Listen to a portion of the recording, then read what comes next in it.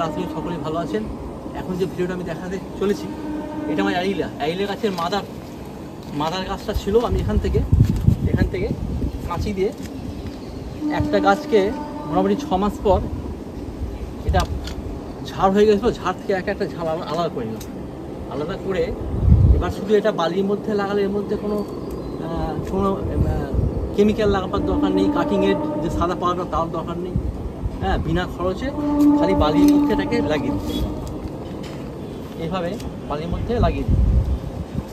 আর এটা মনে রাখবেন, ছায়ায় রাখতে হয়, জল বা রোদ যেন না পড়ে। তাহলে কি হবে, প্রতিটা গাছে কি শেকড় আসবে, প্রতিটা গাছ থেকে আমি একটা করে গাছ পাবো আর খুব ভালো রুট আসবে। আর একদিন পর বা প্রতিদিন ঝাড়ি করে জলটা স্প্রে করে দিলে কী হয়, এর গাছ চান করে দেওয়ার মতো আর কি।